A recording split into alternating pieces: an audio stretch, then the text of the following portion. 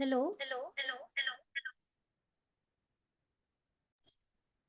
হয় শুনা পাইছো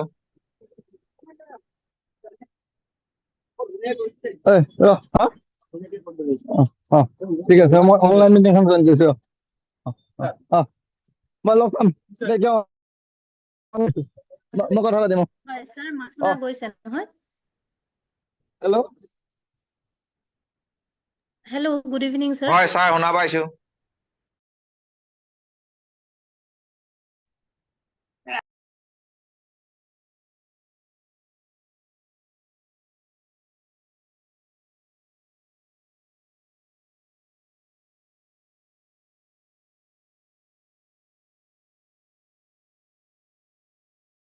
হেল্ল'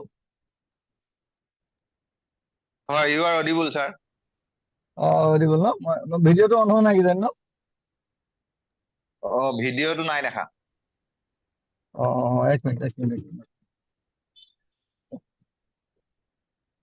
এক minute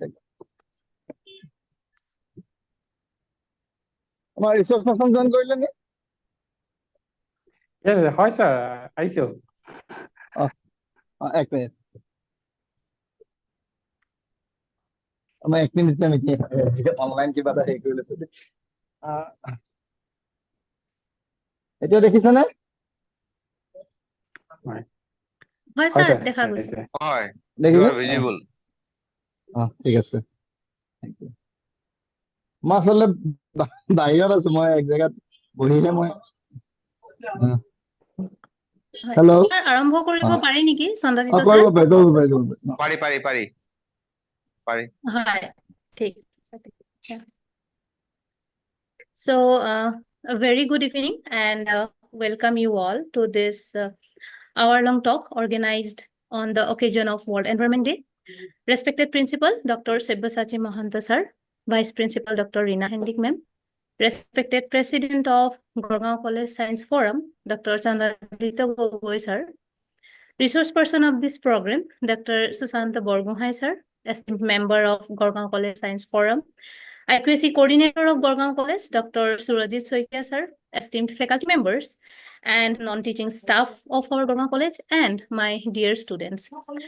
I, Sujata Gwala, on behalf of the organizing committee, would like to welcome you all to this virtual talk organized by the Gorgaon College Science Forum in collaboration with QSC Gorgaon College.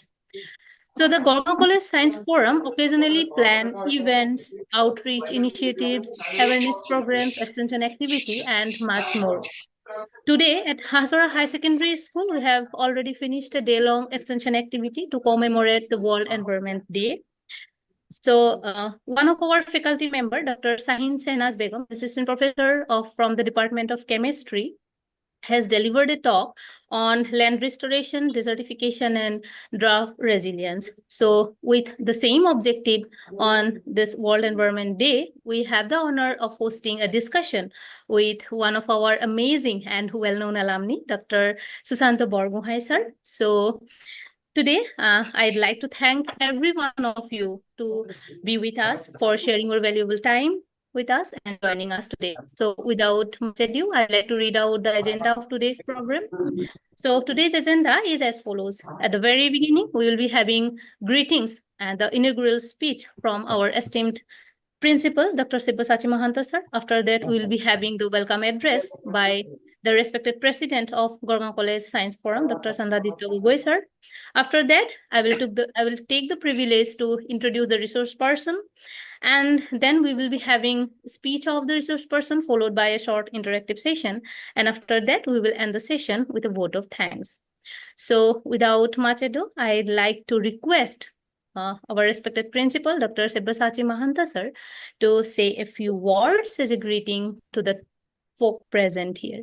Yes, over to you, sir.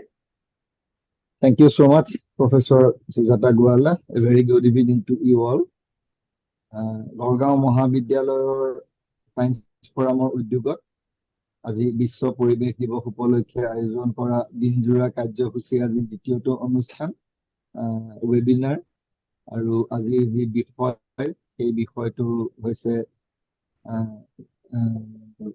Land ৰেষ্টৰেশ্যন desertification and drought Yeah. resilience এই বিষয় সন্দৰ্ভত বক্তৃতানুষ্ঠানৰ এই অনুষ্ঠানত উপস্থিত Garhgaon college science ফোৰামৰ সন্মানীয় সভাপতি doctor চন্দ্ৰাদিত্য Gogoi ডাঙৰীয়া, সম্পাদককে প্ৰমুখ কৰি সন্মানীয় বিষয়ববীয়া তথা সদস্যসকল, আমাৰ মহাবিদ্যালয়ৰ সন্মানীয় উপাধ্যক্ষ ডক্টৰ ৰীনা সন্দিকৈ ডাঙৰীয়ানী, coordinator IQAC doctor Surajit Saikia ডাঙৰীয়া, সন্মানীয় অধ্যাপক অধ্যাপিকাসকল আৰু আমাৰ মৰমৰ ছাত্ৰ ছাত্ৰীসকল, আৰু আজিৰ অনুষ্ঠানৰ আমাৰ মূল আকৰ্ষণ আমাৰ মহাবিদ্যালয়ৰ প্ৰাক্তন ছাত্ৰ আমাৰ গৌৰৱ ডক্টৰ সুশান্ত বৰগোহাঁই ডাঙৰীয়া, তেখেত বৰ্তমান ওদালগুৰি জিলাত district consultant for disaster management হিচাপে কৰ্মৰত হৈ আছে। আজি তেখেতকো আমি আন্তৰিক আদৰণি জনাইছো আৰু গৌৰৱবোধ কৰিছো আজি কলেজখনে পতা এটা অনুষ্ঠানত আমাৰ এজন প্ৰাক্তন ছাত্ৰই সমৰ ব্যক্তি হিচাপে ৰিচোৰ্চ পাৰ্চন হিচাপে অংশগ্ৰহণ কৰিছে। যে প্ৰাইড ফৰ আছ। মই I welcome Dr. Susanto Borgohain to our program, and I hope his speech will definitely put some light on the issues that has been related to ecosystem, preservation of ecosystem and the World Environment Day. আজি আমি এই মাত্ৰ মই আচলতে বাহিৰতে আছো, আমি Sivasagar press ক্লাবত এখন এটি অনুষ্ঠান বক্তৃতানুষ্ঠানৰ আয়োজন কৰিছিলো আৰু এই বক্তৃতাটো প্ৰদান কৰিছে আমাৰ মহাবিদ্যালয়ৰ ভূগোল বিভাগৰ সন্মানীয় বিভাগীয় প্ৰধান ডক্টৰ দিলীপ কুমাৰ ডেকা ডাঙৰীয়াই। কেইবাটাও ইতিবাচক কথা আমাৰ আলোচনা হৈছে যে আমি আচলতে আমাৰ আচৰণগত কিছু পৰিৱৰ্তন কৰিব লাগিব। আমি সংস্কৃতিৰ ভিতৰত আচলতে পৰিৱেশ সংৰক্ষণ বিষয়টো অন্তৰ্ভুক্ত কৰাৰ এটা প্ৰয়াস কৰিব লাগিব। আমাৰ যিটো জীৱন ধাৰণ শৈলী আচৰণগত আমাৰ যি পৰিৱৰ্তন লাগিব, অভ্যাসগত পৰিৱৰ্তন লাগিব। মই এটা কথা কৈছো যে আমি যিমান পৰিৱেশৰ কথা মই তথ্যগত কথা কব ডক্টৰ সুশান্ত বৰগোহাঁই ডাঙৰীয়াই, মই এটা কথা অনুভৱ কৰিছো যে আমি পৰিৱেশ নষ্ট কৰিছো, গতিকে পৰিৱেশ মানুহে সুৰক্ষিত কৰিব লাগিব। পৰিৱেশ আমি পুনৰুদ্ধাৰ কৰিব লাগিব, ৰেষ্টৰেশ্যনটো আমি কৰিব লাগিব। আৰু মই ভাবো যে আমি যদি আমাৰ সেই পুনৰবাৰ যদি আমি বজাৰৰ বেগ লৈ যোৱা অভ্যাসটো আমি কৰিব পাৰো, সেই সৰু কামটোৰে মই ভাবো যে আমাৰ যথেষ্ট আমাৰ এই কামটোত আমি এই পৰিৱেশ সুৰক্ষাৰ দিশত আমি এটা অগ্ৰগতি লাভ কৰিব পাৰিম। যি কি নহওক মই বেছি তাত্ত্বিক কথা কব খোজা নাই, এম্পেৰিকেল কথা কব খোজা নাই, সমস্যাৰ বিশ্লেষণ কৰিব খোজা নাই। মই আমাৰ মাজত আজি সমৰ ব্যক্তি আছে। আজি দিনটো বা বছৰ 1972 পৰা এই সন্দৰ্ভত ব্যাপক আলোচনা হৈছে, সজাগতা অনুষ্ঠান অনুষ্ঠিত হৈছে। আমি মাত্ৰ এতিয়া সজাগ হব লাগে, প্ৰেক্টিকেল হব লাগে। আমি কেনেকে বাস্তৱ অৰ্থত কেৱল থিয়ৰি নাথাকি, আমি তাত্ত্বিক কথাত নাথাকি কেনেকে সঁচা অৰ্থত আমি পৰিৱেশ সুৰক্ষিত কৰিব পাৰো। আৰু মই এটা কথা সদায় ছচিয়েল চায়েন্সৰ ছাত্ৰ হিচাপে কৈ থাকো যে উন্নয়নৰ লগত আমাৰ যিটো পৰিৱেশ সুৰক্ষাৰ এটা ভাৰসাম্যতা বেলেঞ্চ ৰক্ষা হব লাগিব। গতিকে তাৰ কাৰণে আমি এই উন্নয়ন আমাক লাগিব, কিন্তু আমাক সাষ্টেইনেবল ডেভেলপমেন্ট লাগিব, বহনক্ষম উন্নয়ন লাগিব। দীঘলীয়া নকৰো, আন্তৰিক আদৰণি জনাইছো আৰু আজিৰ অনুষ্ঠানটোৰ সামগ্ৰিক সফলতা কামনা কৰি এই অনুষ্ঠানটি আনুষ্ঠানিকভাৱে উদ্বোধন কৰা হল বুলি ঘোষণা কৰিছো। ধন্যবাদ।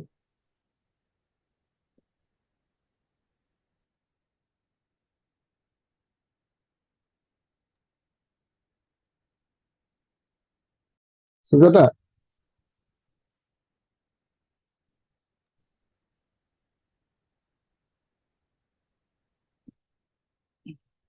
হেল্ল'।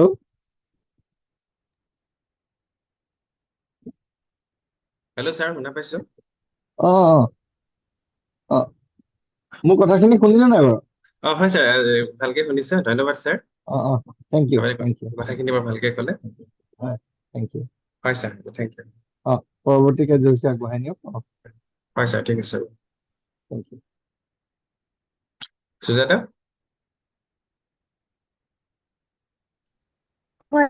মাত শুনা গৈছেনে? শুনা পাইছো। কোৱা।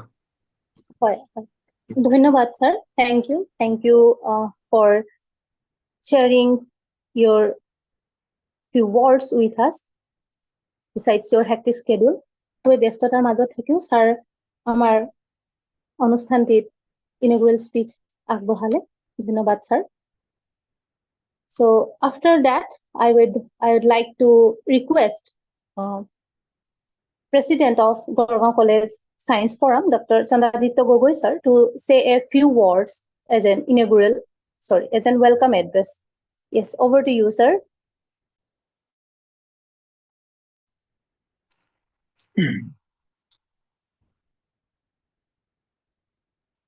A very good evening to one and all present here in this webinar. Dr. Saibhasi Mohanto, Principal Gorgaon College, Dr. Rina Handikoi, Vice Principal Gorgaon College, our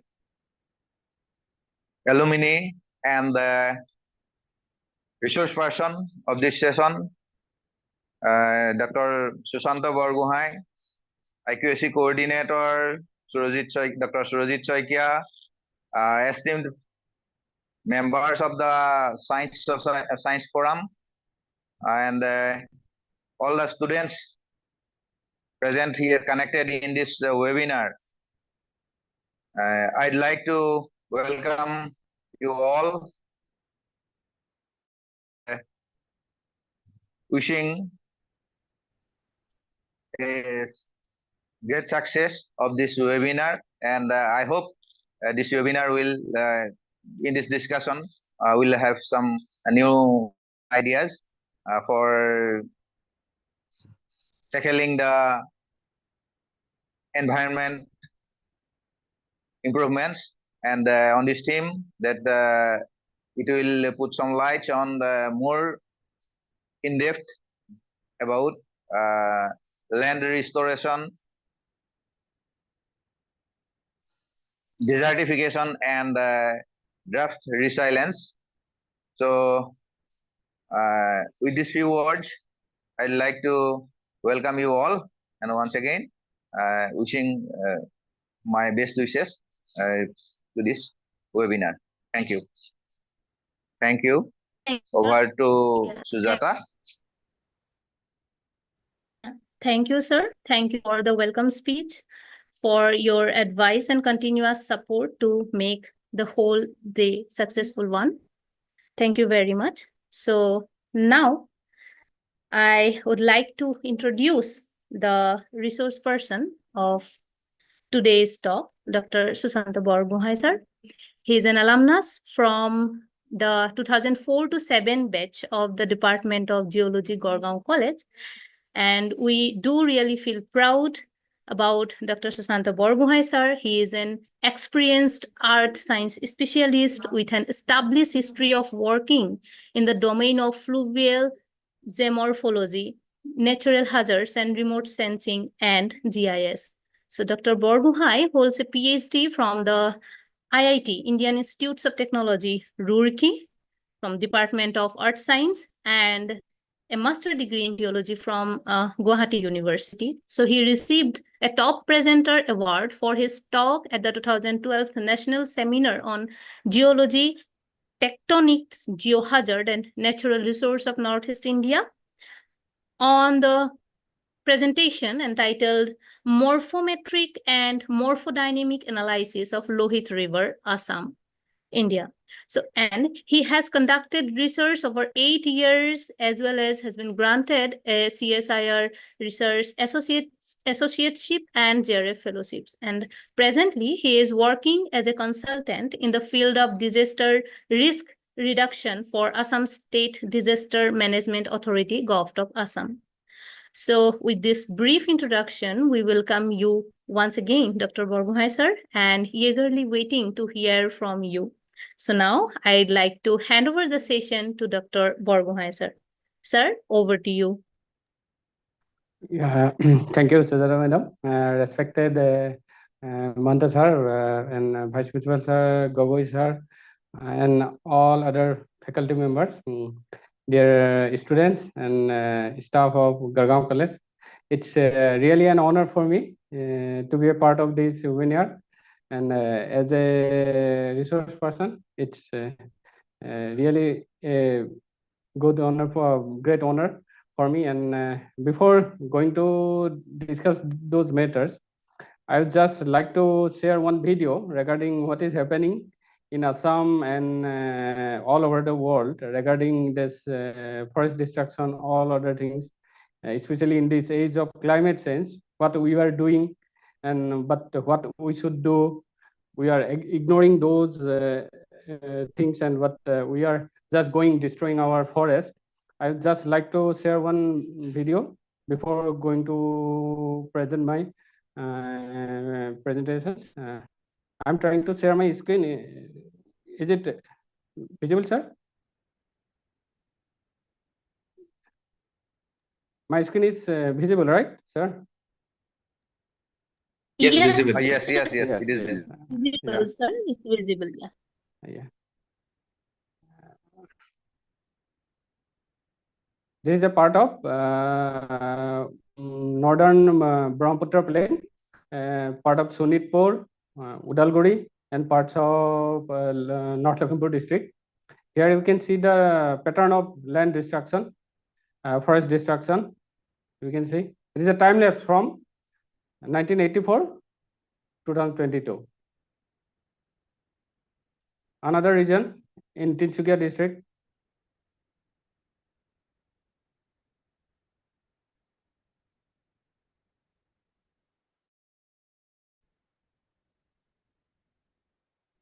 Again in Nagaland, the safety cultivation, how it is destroying the forest. Another region from Karbi Anglong, West Karbi Anglong, and parts of Nagaland. 84, again in 2022. And going for the rest of the world,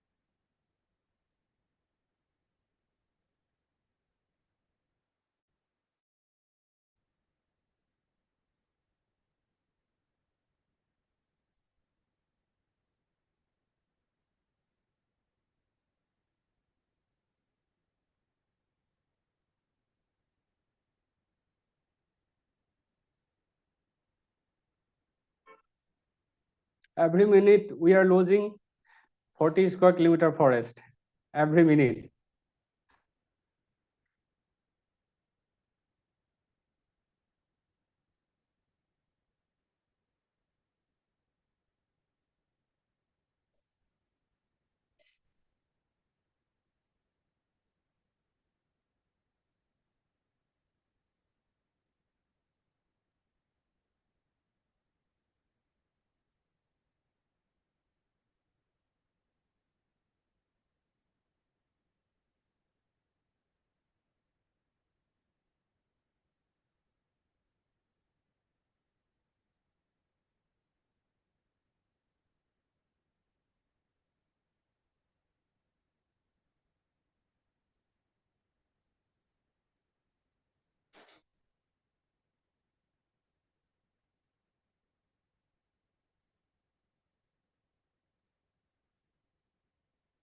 And this is the most extensive forest lost on the planet Earth in Brazil.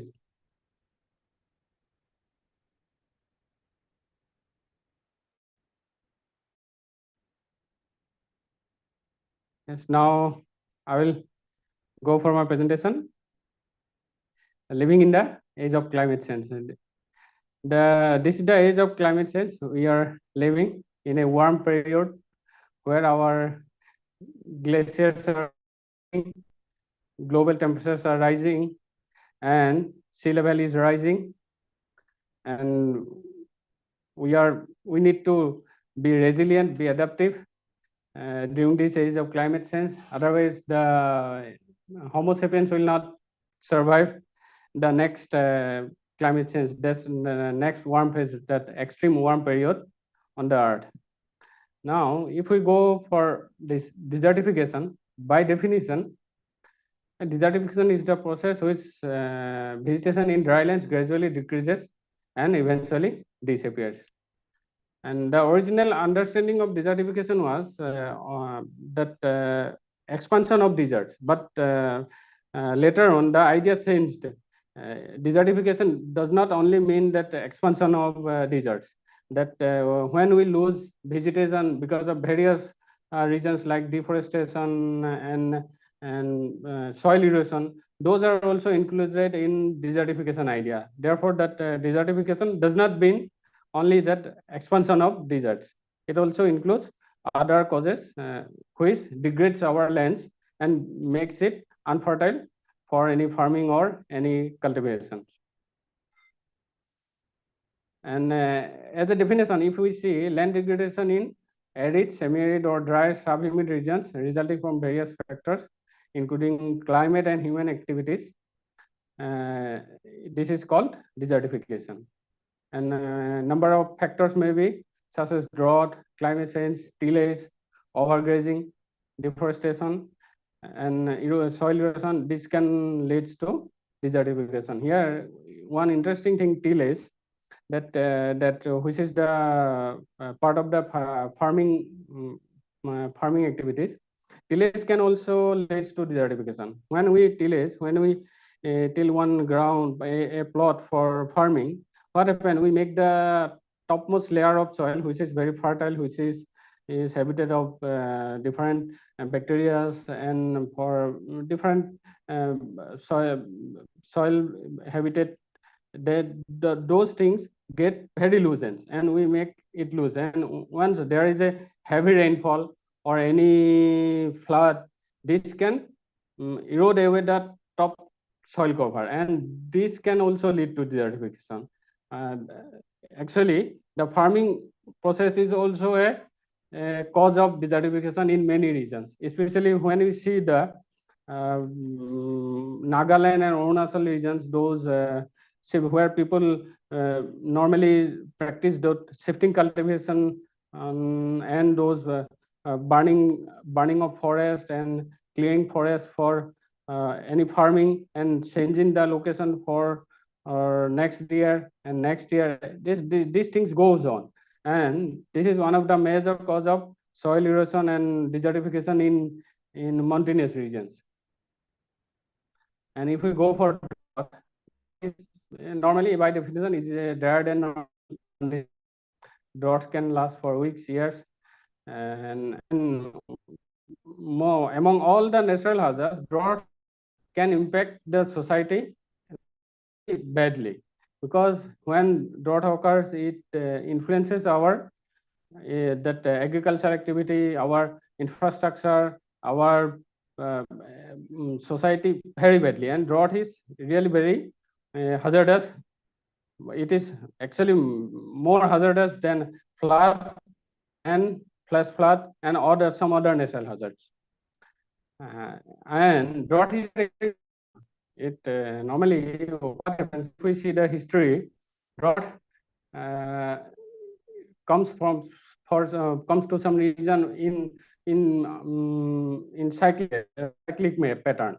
In Assam, in other parts of India also, we see droughts comes and go after a few years, and the effect. Am I audible? Hello? Yes, sir, you are audible. We can hear you. I just saw a message that internet connection was not stable. Yeah, and it affects the civilization very severely. And drought can be categorized in meteorological drought, hydrological drought, and agricultural. Meteorological drought, when we receive less precipitation. Here, precipitation means not only rainfall. That hailstorm, then snowfall, all those things are under precipitation. Because if we do not receive rainfall, then snowfall can help in many regions. Because in the higher altitude regions, snowfall is the only source of fresh water in some mountainous region. Therefore, which precipitation term has been used in this case. And hydrological drought is related to low runoff, stream flow, and reservoir storage. Hydrological drought happens after a meteorological drought. When there is less precipitation, then river runoff will be less, will be less, and reservoir capacity, reservoir will not be filled, and this type of droughts are both are related. Again, another type of agricultural and ecological drought. Here, this also related to the first one. When there is lack of precipitation, the stream flow decreases, and all these factors leads to agricultural and ecological drought. And regarding land restoration is the process when we try to rehabilitate degraded land to improve the soil fertility and water retention and biodiversity. Land restoration is a countering method of desertification, and properly restored land can prevent droughts and desertification.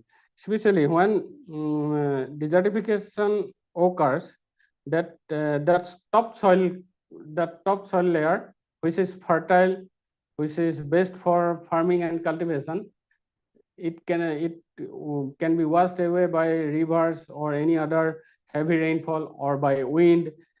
But when we restore those lands, these properties of the soil we can improve those properties, and therefore restoration is a countering method of desertification. And two major steps restoring land are setting up reliable water source. When we are trying to restore a land for any farming or any other activity, the first thing is we need a reliable water source. Then stabilizing and fixating the soil.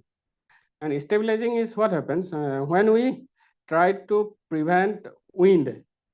For example, we are living near a desert area, for example, Thar region, and when the wind blows, it gradually the dunes migrates, and gradually the desert expands. And the stabilization is mean when we use some kind of barrier to prevent the wind. For example, the wall of trees, wall of forest, we can say, not those concrete wall, and this cannot prevent desertification. Such initiatives have been taken in worldwide, or many countries are taking. So they are trying to construct such walls. Such walls means planting lots amounts of plants and trees to prevent wind, so that the dunes and deserts cannot expand. And after that, when we stabilize the land, what we do, we plant some nitrogen fixating plants. For example, those black beans, traditionally in Assam, those farmers, what to do, they, especially in the nursery beds, what they after sowing the rice, after picking the rice saplings, they used to sow black beans. And this is a very efficient method of nitrogen and fixating on the paddy fields, and especially for the nursery beds. And such things, such activities are being taken world over to restore our lands. And once we are successfully plant such nitrogen fixating plants, and immediately we can grow some other crops in those regions. And crop rotation is a very good practice to maintain the soil quality and soil fertility, because when we practice similar kind of crops, this is a traditional things, every farmers everywhere this is do, we need to do. These are especially these things were initially only practiced by farmers. Now the governments are doing these things are in large scale. Governments and organizations, intergovernmental or governmental organizations are trying to practice such things to tackle drought and desertification. One very ambitious project regarding land restoration, the Great Green Wall Initiative, in Africa. We can see the Sahara. Here we can see the Sahara Desert. What happens is because of this warm period, this climate change is gradually expanding, and the dunes are migrating towards south. And the intergovernmental this organization, the main aim is to make plant some trees. The width of the strip will be 15 kilometer width and more than 7,000 kilometer long from Djibouti to Senegal. They are trying to plant in large volume. They are trying to create large forests to prevent the wind, only to prevent the wind from Sahara, just to prevent the winds, the migration of dunes. And once the government is able to prevent this expansion of the desert, then they will do farming, other nitrogen fixating crops and other crops. It will be planted. And this is a very ambitious project. Initially, the project was from only from Senegal to Djibouti, you can see. And now some other countries are also Ethiopia, and then that UAE, those countries are also joining in this project. And the ongoing project goal is to restore 1 million kilometer square of degraded land and capture 2 million of carbon dioxide. Carbon dioxide capture means what we see. When we plant trees, what it is, everything in my body, in plant's body, everything is mainly carbon. The other elements, nitrogen, sulfur, all other things are very in comparison to carbon. When we plant trees, it captures carbon from the atmosphere. And when we plant, when we are able to make a large forest, it can hold tons of carbon dioxide. And this is one of the main activity to fight the this global warming, that we have to lower the amount of greenhouse gas in our atmosphere. And regarding drought resilience, resilience by definition is capacity to withdraw. And this definition is very simple. Capacity to withstand and recover quickly from a difficult situation, suppose for flood and drought. Our ability to withstand the flood and recover quickly. This is called resilience. And drought can have far-reaching impact, as I have mentioned earlier. Some necessary measures for drought resilience, we can see water conservation, water budgeting, rainwater harvesting, aquifer research, water reuse, desalination. And these things are very essential for drought resilience.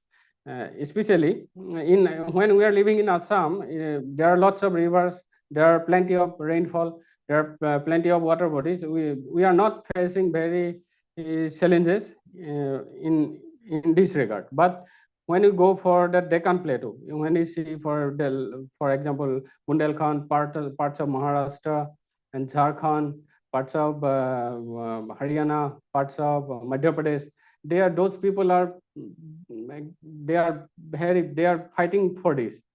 They do not receive plenty amount of rainwater, and if they receive, the rainwater goes very fast because they do not have too much soil. They have that is a hard rock terrain, and over the rock the soil thickness is very less, maybe 6 inch, somewhere 6 inch, somewhere 1 feet, somewhere 2 feet. And that kind of soil, that thickness is not very good to hold the water. And when there is although they receive plenty rainfall, all entire rainwater rushes towards downstream, and there is no time for groundwater research or no time for any research, any type of activities. Therefore, those people are suffering very much. Therefore, these steps have been taken. Especially if we see the Google Earth, we can see historical images. We can see some parts of Gujarat, some parts of of Rajasthan, they are actually making numbers of reservoirs to hold that rainwater. They are making reservoirs, small, not large reservoirs, small reservoirs, and in such a way they have been able to increase the greenery of those regions, and it is visible in historical images.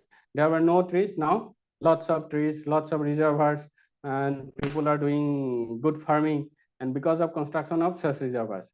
And this is a very good step for water conservation, construction of reservoirs, small reservoirs, especially in hard rock terrain where there is not much alluvial soil. Such reservoirs helps them. And water reuse, what I am trying to say, water reuse is very for, if we see in our houses or in our household activities, that we cannot use the water once we wash our hands, once we wash our utensils, once we wash our dishes. The water is really unusable. It goes and flows to the drain and goes away. But in many countries like South Korea and Japan, what they are using, those wash water that they are using for toilet flushes. They are making some different tanks. They will collect those waters, those like hand wash, those utensil wash water, dishwash waters, and they are using it for flush tanks. And this is a very simple and very smart water reuse system. And desalination is using seawater and removing the salt by reverse osmosis technique and using it for farming and all other things. And reservoir construction, as I have mentioned, is the best method of water conservation. And evaporation, another thing is evaporation from reservoir. What happens when we see Google Map or Google Earth, we will see many places especially in Western India. If we see many places, there are numbers of reservoirs, and they are constructing floating solar panels. There are lots of lands they are not constructing there. They are choosing those reservoirs over the water to construct solar panels. This is because to prevent the evaporation.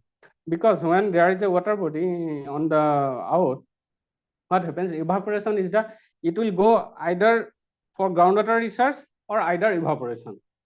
If we prevent evaporation, everything will go groundwater research. This is a very challenging for large reservoirs, especially in Western India and in Jharkhand regions, in Bundelkhand regions.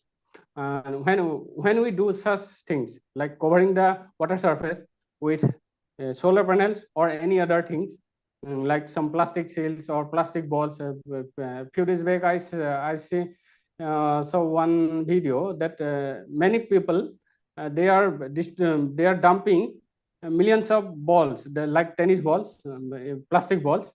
They are dumping millions of balls only to prevent evaporation from a large reservoir. And when we prevent evaporation, most of the water, almost all water, will go for groundwater research. And these are the things that governments and organizations are doing now. And aquifer collapse. Aquifer collapse, what it is a major challenge for some regions of Punjab and Haryana. What happens when we extract groundwater? To a certain limit, we can extract, but if we exceed that limit, over withdrawal, what we call over withdrawal. When we over withdraw the groundwater from that aquifer, what happens? The pore pressure that there was water, and we extracted it too much, and it is empty, and the pore pressure decreases, and suddenly the aquifer may collapse. That overlying layers may subside, and in thus that aquifer will not be rechargeable in future. This is happening in Punjab because of over exploitation of groundwater for farming activities, and this is a major challenge for Punjab region in our country. And regarding plantation and and afforestation processes. Only native trees should be selected for plantation and afforestation activities. Because why I am saying native trees? Because some trees are not adaptable to some specific environments. For example, if we see the eucalyptus tree, it is naturally only found in Australia and some nearby land masses. But the Britishers, they distributed the eucalyptus everywhere. Where they went, they distributed everywhere. Because when they come to India, because of that high humidity, high temperature, they planted eucalyptus trees nearby their residence to lower the humidity and that soil moisture. Because when there is no more moisture in the soil, there will be more evaporation, there will be more humidity, and those Britishers were not able to tackle such weather. So they used to plant eucalyptus, and eucalyptus is a very not very good tree for in our region, because it takes too much groundwater, and in many regions there have been proved that eucalyptus even goes to more than 50-meter deep, and takes water from deeper aquifers, and this is very crucial thing when we are going to choose for plants for afforestation or plantation process. Only we need to choose native plants for such activities. Now, regarding Upper Assam Valley, I'm now coming for the from a worldwide view to Upper Assam.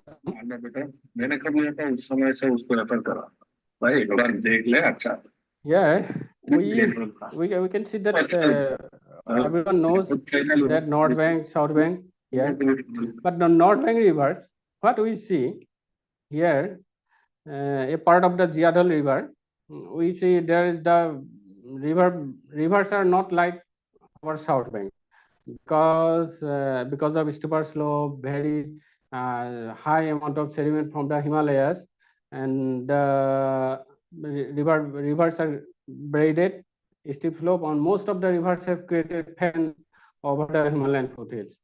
The morphologic behavior is not similar to the South Bank. Here, what happens? Desertification is happening here. Here, that because of those washaway sands, there every year hundreds of hectares of land area has been washed away, has been buried by sands in this region, especially in Jiadal, some parts of Dhemaji and Lakhimpur region. Here also desertification is happening. It is not mean that it is turning into desert.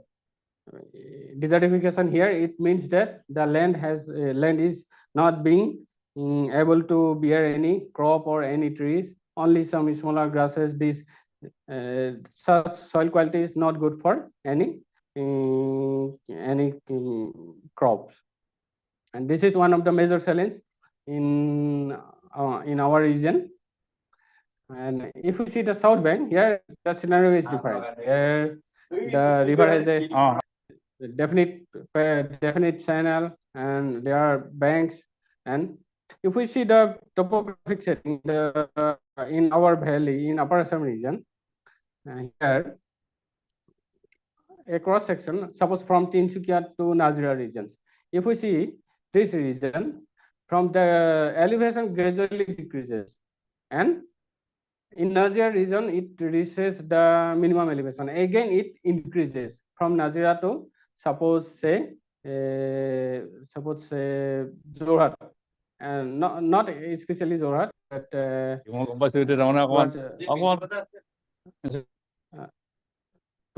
towards that Golaghat regions, and gradually the elevation increases.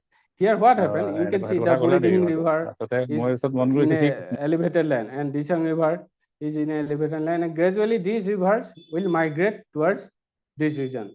And this is not actually a desertification, but it is changing our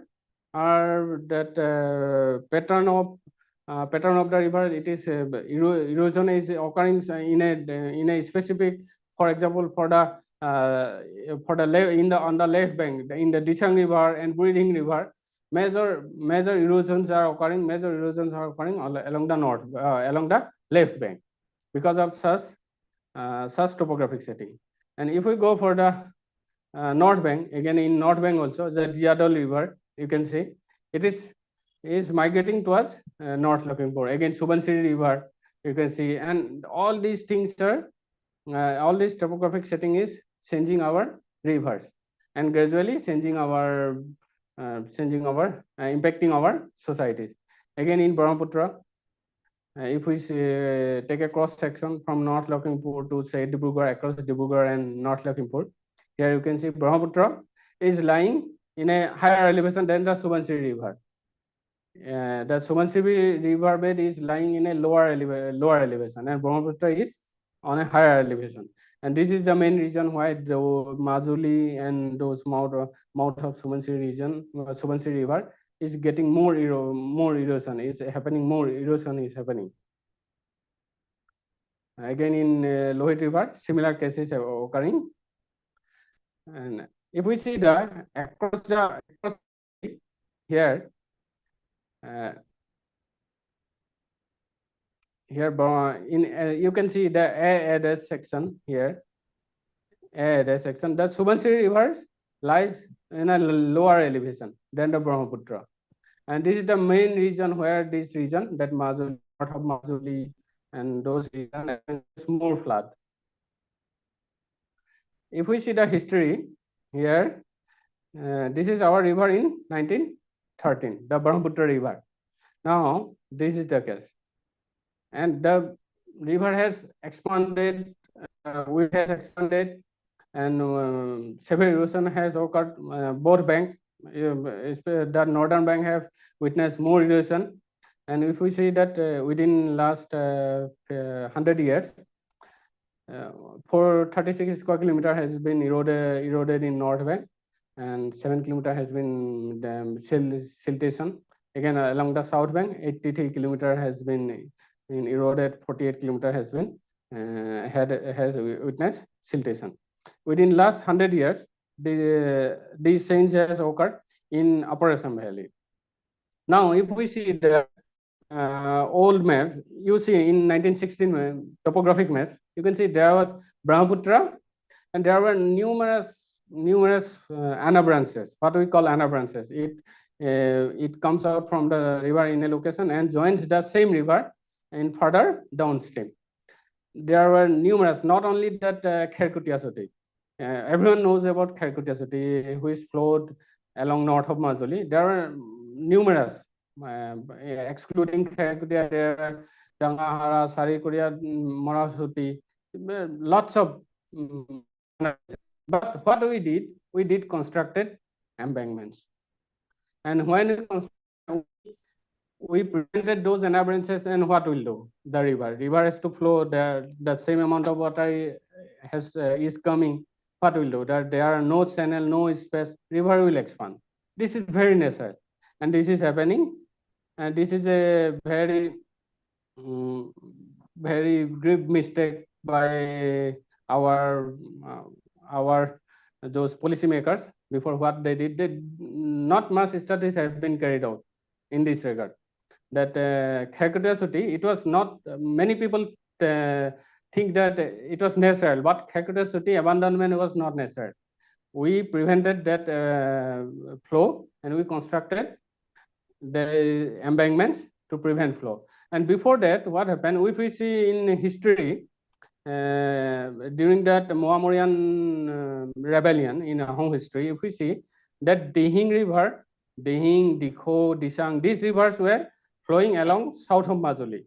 But that Lohit and Dibang and Siang, all other north bank tributaries, they used to flow along north of Majuli. And all these rivers, Dihing, Disang, all these rivers used to meet in this region. it was during the till that Mohammedan rebellion. This was the channel morphology, and gradually after during a earthquake, that this documentation is not very proof of this. It is not very it is not written very clearly what was the earthquake, when was the earthquake, but within some few years after that earthquake, the morphology that Brahmaputra river changed its course. But those regions, those environments are there, and people went there, people sheltered there, people are making home, and they are getting submerged every year.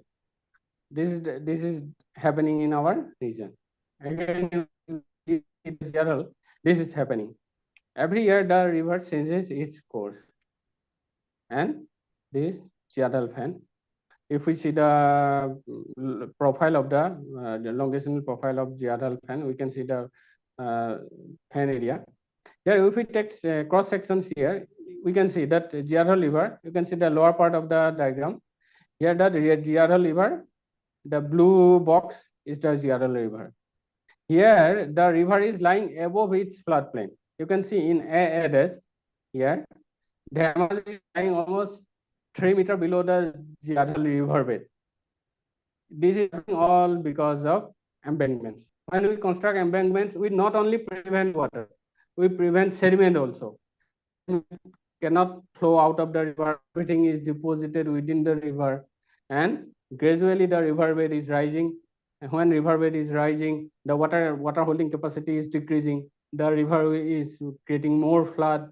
And this is happening, and because of such settings, the river, if we see the river, if we bridge some locations here, the river will flow here. You can see it will obviously water is there. It will take the it will follow the lower elevation, and this what we try to here. This is happening. What we tried, we try to model some rivers from digital elevation models. We try to find where the river can bridge, where slope along the river is lower than the floodplain slope. Here we can see some locations.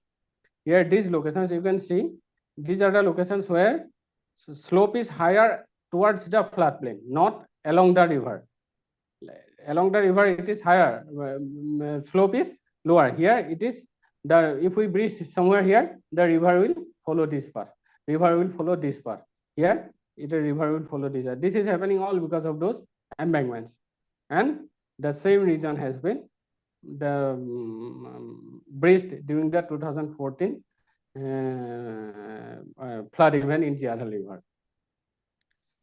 This is the reason where the embankment bridged. This is again here what we are doing. There was a river here. We constructed the embankments, and when we construct embankments, we do not consider those some factors. Like there was river here. There are silt. There are sand particles. There are very thick layer of sand and silt, and we construct embankment just over that sand layer. And what happens? The slippage occurs below that embankments. And what happens? This type of phenomena occurs. That there was silt and large, very thick layer of large silt and sand. It will flow water, and gradually the embankment loosens from the behind, and it will collapse. This is the one of the major challenges for entire Northeast India and many places in Bangladesh or in Bihar. Many places this is a major challenge, because when we construct embankment, we need to excavate those silt and sand, because there was a river there before. If we just put some soil over that river, we cannot prevent flow, because below that embankments, the silt, through that silt and sand, the water will continue to flow. Again in Brahmaputra also, the similar thing is happening.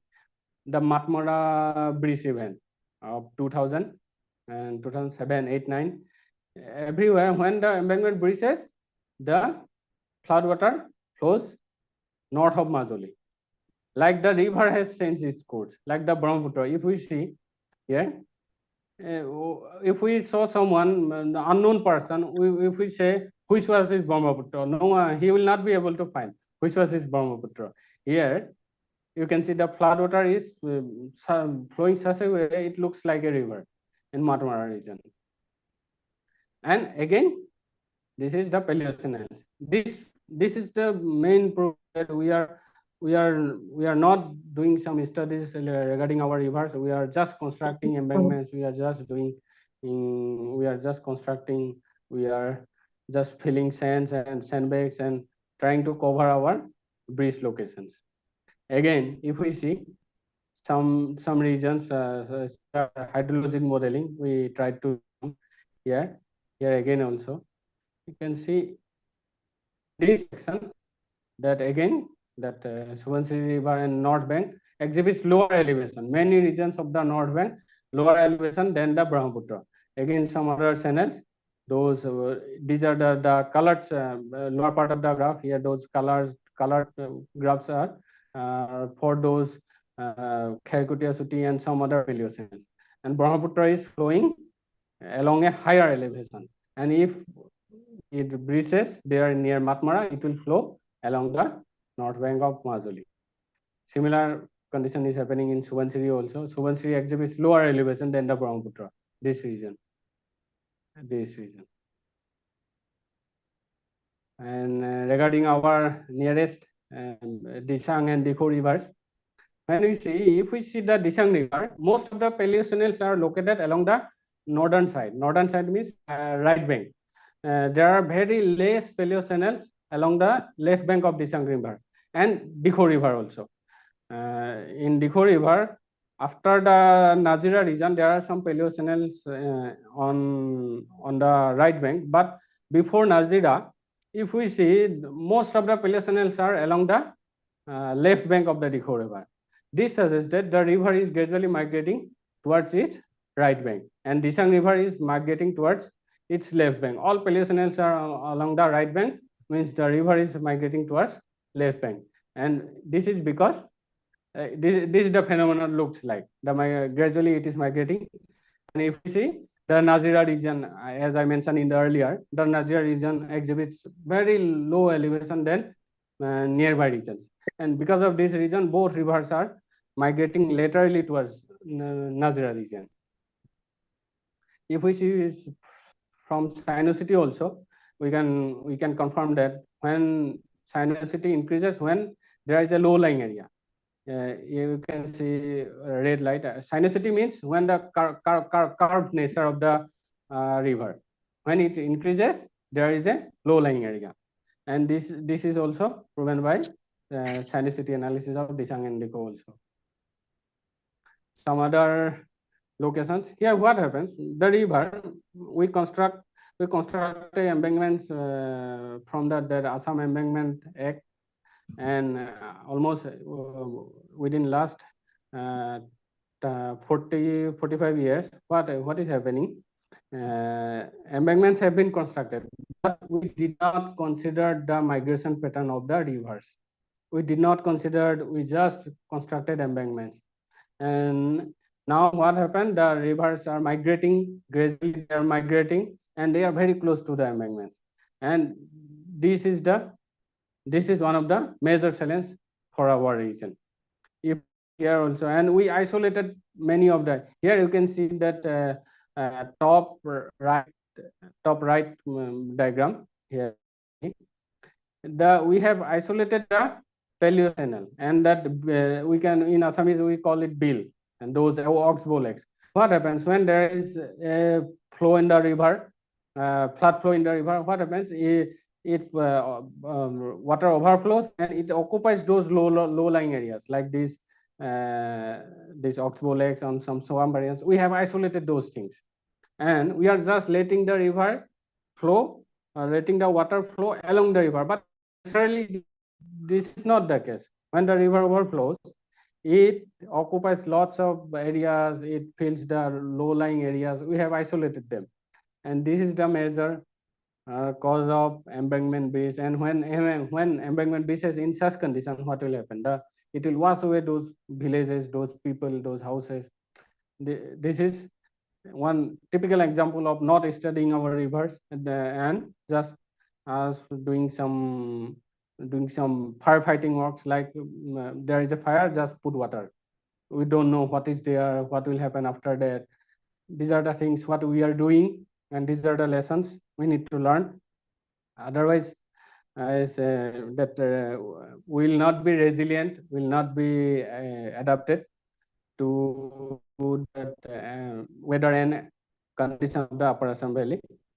These lessons we have learned within the last 100 years, and Asdama and all people working in this field are now thinking thinking newly. They are just, all people are thinking from the starting what we did wrong in the past and what we are going to do in future, what we need to do, and thus we are trying to be resilient and trying to be adaptive to this environment. And going for the conclusion of this presentation, and climate change is a major threat for human. Earth's climate has changed throughout the history. This is not new, because humans, many people, there are lots of controversy regarding humans are influencing the climate change. Some people are saying that humans are influencing the climate. Some people are saying that humans are just a species. They are not able to influence a system of this large planet. That is another case. But climate change, it has happened earlier, it has happened many times, it is going to happen, and we are in a relatively warmer period. The last ice age, within 830, there has been 8 cycle of ices, and last ice age was about 11,700 years ago. Last ice age was very cold period. In our geology, we study that very cold period. The glaciers covers maximum area, and gradually we are in a warm period. This is natural, because of that orbit of the Earth and inclination, orientation, all those things influence the environment. There are separate sections, there will be a separate for this climate change. I'm not going for this, but this is nature. Climate change is a natural phenomena, and we are in a warm period, and the temperature will rise gradually. This is true. Temperature will rise, glacier will melt more, sea level will rise more. There will be more extreme rainfall events. Extreme rainfall events, what happens when there are 1 degree more temperature in the atmosphere? The water holding capacity of the air increases by 7%. Just 1 degree change. When the air is warm, it can hold more water vapor, and when it holds more water vapor, when it goes for orographic lifting and precipitation, the precipitation will be more. Well, if there is more water on the atmosphere, more water in the cloud, the precipitation will be severe, and such as incidents are occurring, and it has been observed in all over the world. The extreme rainfall events, it will occur frequently, and it will be more in near future, and we don't know, but how much it will last. The thing is that we are not sure how long it will go warm. We don't know. But after a peak period, it will again go colder, and the cold period will start. But the biggest challenge is our warm period. We need to survive the warm period. The Homo sapiens survived the last ice age. Ice age means that ice age will be able to survive ice ages. But warm period, the extreme rainfall events, those sea level rise, those things are not known. A human being did not experience warm period. We experience ice ages. We are just we are very new to the. If we see the geologic time scale, we have lived just blink of an eye. If we say 1 day for the age of the Earth, our human has appeared just within a blink of eyes. We are very new, and if we this is warm period, this maximum warm period is the most challenging for human being. And we are very recent, just 10,000-15,000 years ago, we have just appeared. And now, here preparation, resilience, and adaptation is the only option for survival. If we prepare, if we be resilient, if we adapt, then only we can survive this climate change. And extreme weather events will be more severe in future. I have mentioned this. And severe, several, here I made a mistake, it should be several. Several rivers in Upper Assam Valley exhibit higher riverbed elevation than the floodplain. And these are these all for today. And in channel deposition, as I have mentioned, the embankments, we have created the embankments, and sediments are accumulating within the riverbed, and rivers are going shallower. Water holding capacity is decreasing gradually, and more flood will occur in future. And these are the most challenging hazards for us. And this is all for today. Now I am expecting any questions. Yes, thank you. Thank you, Dr. Susanta Borgumai, sir.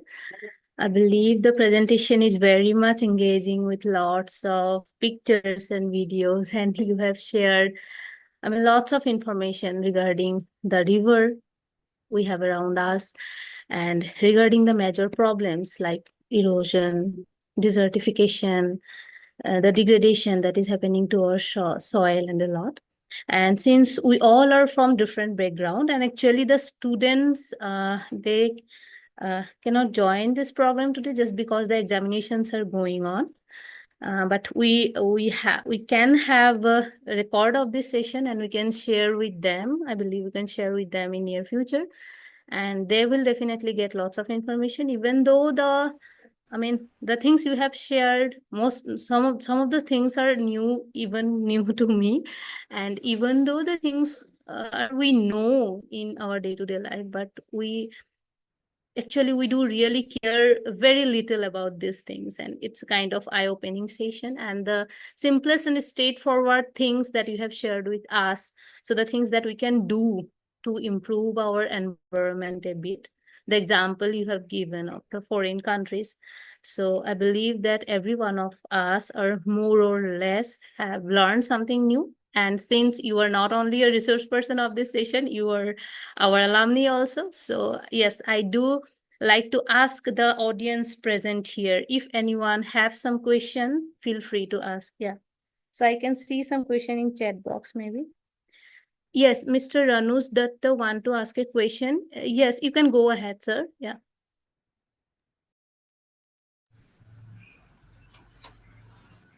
Good afternoon, sir. Yes, good afternoon. Good evening. It's a very nice presentation. Just I want to ask a question that you have shown that the Ziadol River and its migration. Yes. Yes. Yes.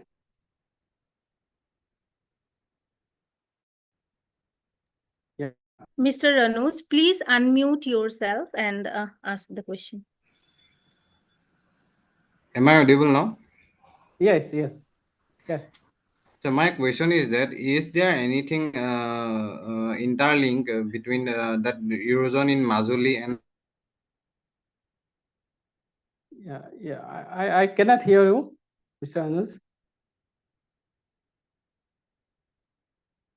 Hello.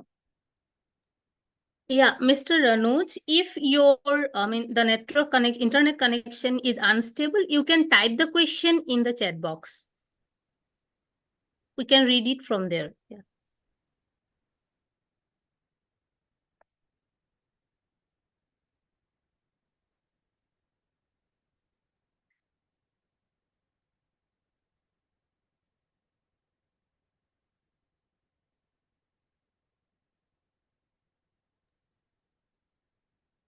Yes, Ranuj, can you hear us?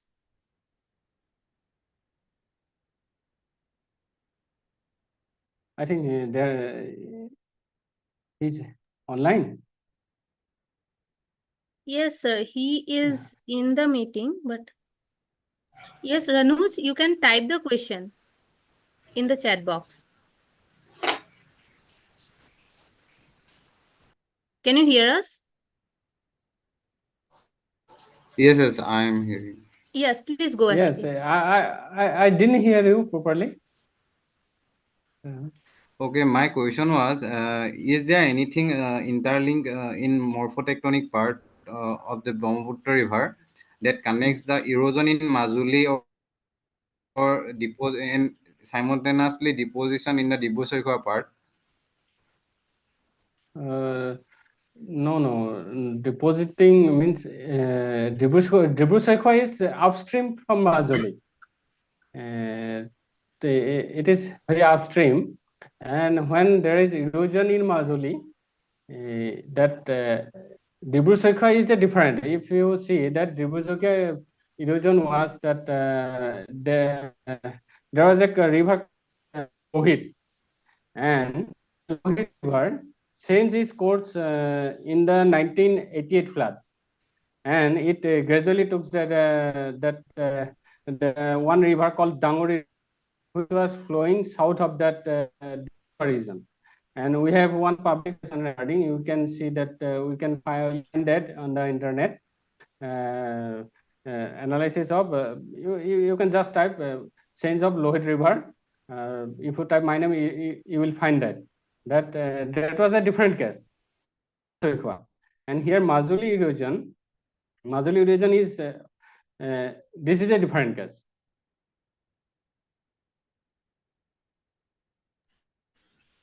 Okay, thank you, sir. Thank Okay, thank you you. very much.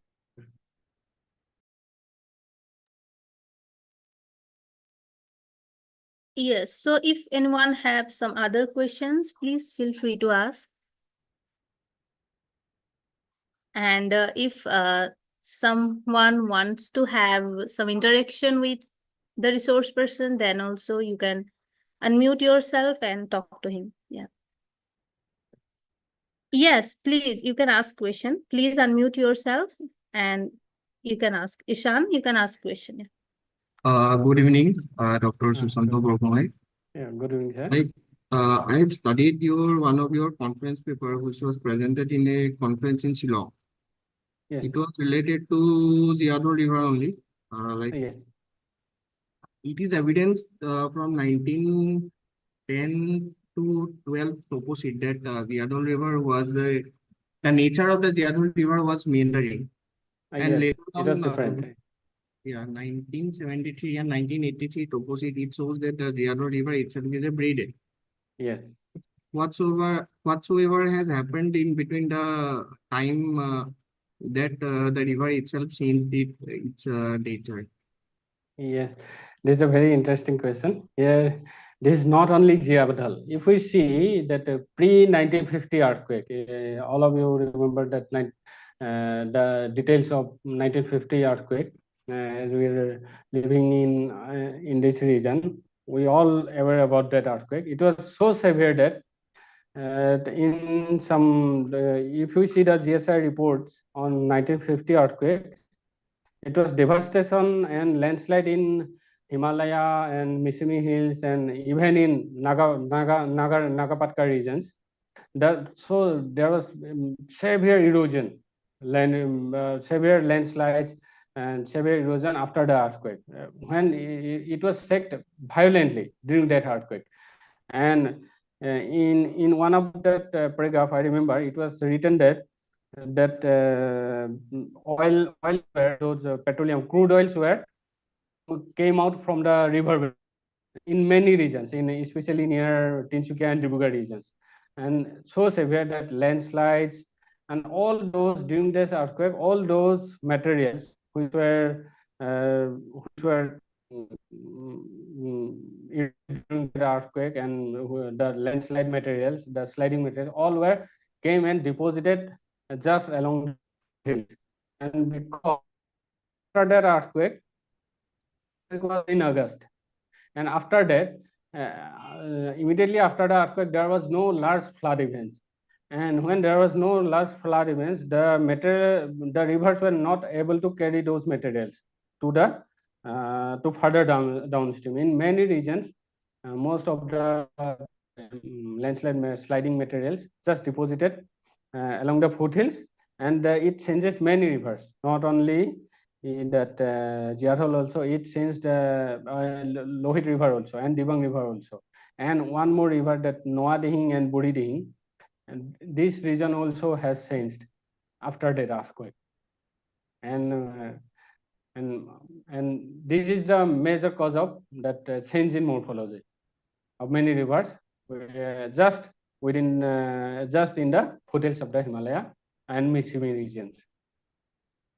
Okay, sir. Like the river has changed its nature, can we say that due to the tectonic events, the hydrological nature of the North Bank or South Bank, the tectonics has some link with hydrological nature of a river? Tectonics is always related. Tectonics always related, but in this case, tectonics. If we see the basement configuration in Upper Assam Valley, there is a basement ridge which runs just parallel to the Brahmaputra along the south bank, just adjacent to the river. If you go some those 3D sections, there are lots of 3D sections available from ONGC and oil. You can find there in internet, and if we see those, the basement depth is highest towards North Lakhimpur region, and again it goes down below the Nagapatkai and Himalaya, and the middle region, just south bank of Brahmaputra, it rises. There is a basement ridge, and this ridge is controlling the most of the rivers, and Brahmaputra also. Brahmaputra has migrated towards north from today's position. If you see the Assam history, you will see that Brahmaputra was flowing, not actually Brahmaputra, then it was called Lohit. Lohit was flowing along north of Majuli. The Lohit River, Noa Dihing River, Dibang River, Siang River, there was a separate channel along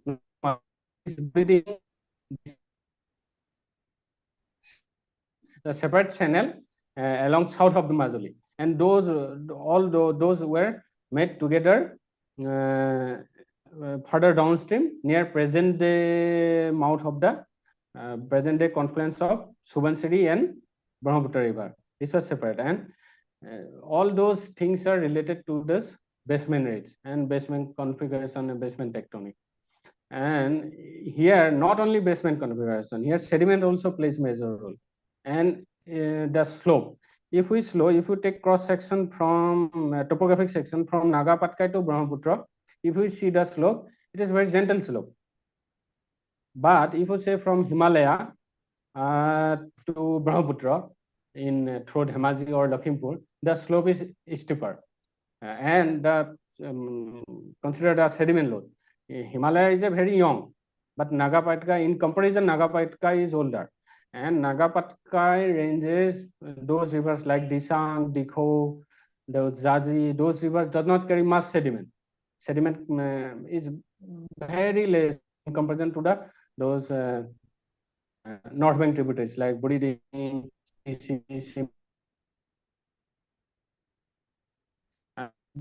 those rivers carry lots of sediment, and this sediment and steeper slope, they also make the river braided on the north bank. But here in the south bank, if we see our that Disang, Dikho, those rivers are meandering because of they have not much sediment, and their slope is a gentle slope, and they are therefore meandering in nature. Okay, sir. Thank you, sir. Thank you very much. Yeah, thank you for the question. Yeah, thank you, Ishan. So, is there any question left? If someone have any question, please feel free to ask.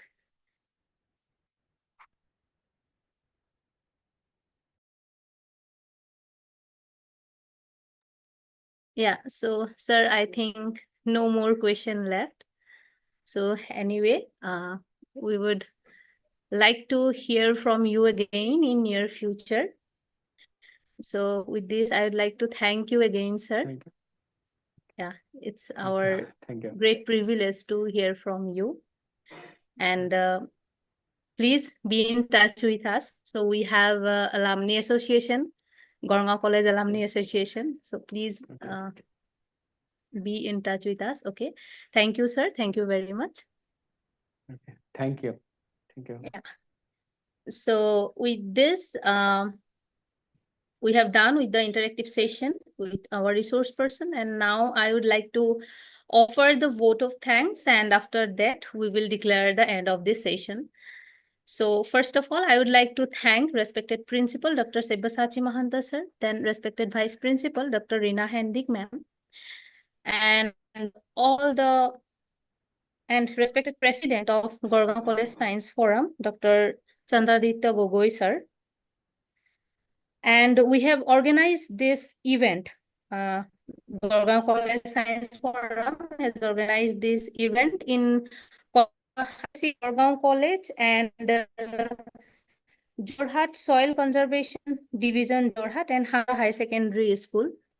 So I would like to thank all of them now, and I would like to share my gratitude and heartiest congratulations to all the members of Gorgaon College Science Forum, senior members, and including the former president and secretary for their valuable suggestion, guidance, continuous support, and all the audience participants present here today. They make the event a successful one.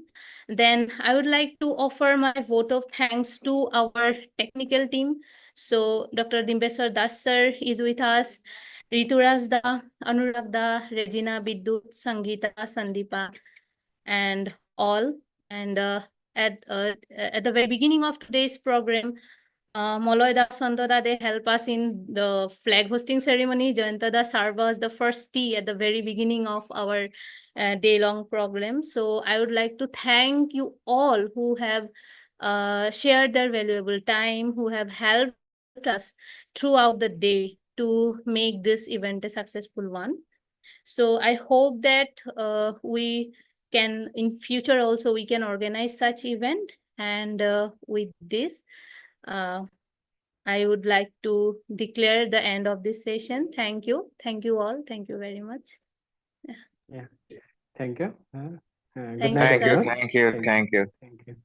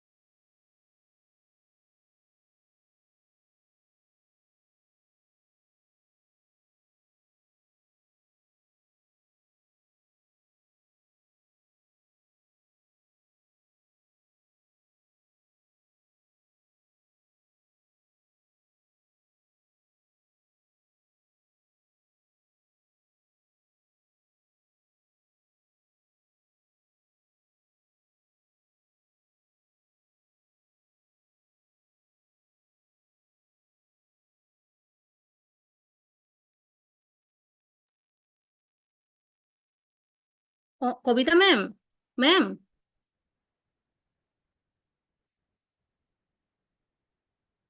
দাদা মেমহে পাৰিব নেকি অকণ মেম host হৈ আছে দেখোন